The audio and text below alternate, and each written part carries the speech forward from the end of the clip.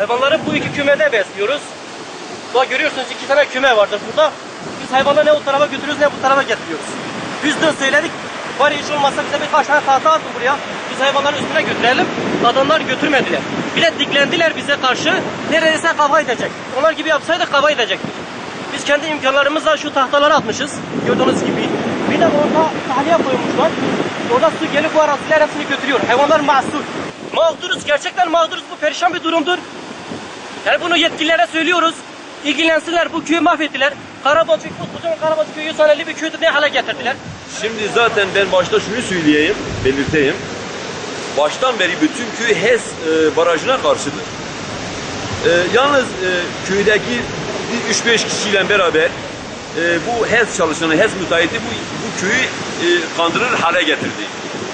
Ben sizin yapınızı yapıyorum, size su getiriyorum, yollarınızı yapıyorum vesairesinde köylü de o mantıkla hareket ederek köylü buna izin vermiş. Yani köylü dediğimiz 3-5 kişi. Burası eskiden Karabalçık köyü, Karaba dediğimiz yani eski Karabalçık köyün yerleşik yeridir.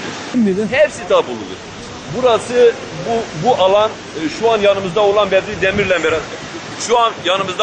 Demir'le beraber amcasının, babasının çocuklarıyla beraber 3-4 kişinin adına tapuludur.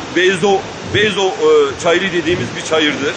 Aşağısında Mehkalıt Bingöl'ün ahuru harap olmuş, hayvanlarını evvelki günden beri tahliye etmiş, başka ahura götürmüş. Onun altından Mehmet Çetin diye Tarınoğlu dediğimiz bir arkadaşımız var. Onun da ahuru öyle o şekilde harap olmuş. Peki yıllık ne kadar verim alıyorsunuz bu arazilerden? Ya mesela şimdi şu an biz çarptığımız hesaba göre burası şu an harap olduğu yer en az da bir 20 part dediğimiz 20-25-30 part dediğimiz bir ot biçiyoruz. Bu senenin rakamına göre partın 1000 liradan 30 milyara yani 30 bin liraya yakın bir tutarı vardır. Şu gördüğümüz çakırlar 3 günden beri gelmiştir. 3 günden önce hiçbir şekilde burada çakıl diye bir şey yoktu. Çayırdı.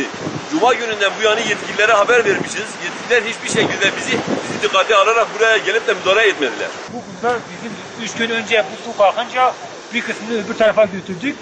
Bu üçü de boğuldu. Bir iki tane de dereye gittiler. Onları bulamadık. Onlara ulaşamadınız. Onlara ulaşamadık. Zaten görüyorsun her taraf sudur. Yani yarın bir gün bir metre ta oluyor. Ben burada kabul etmiyorum. Artık firma mı kabul ediyor?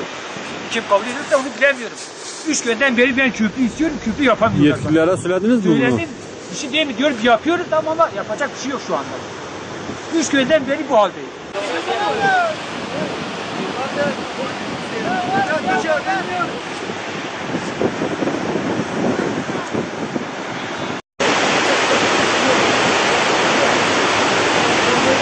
Ama bak, dün biz buraya geldiğimizde 10 metre yok ya. Orada neredeyse 50 metre, 60 metre yürü dibine girdi ya. Bak.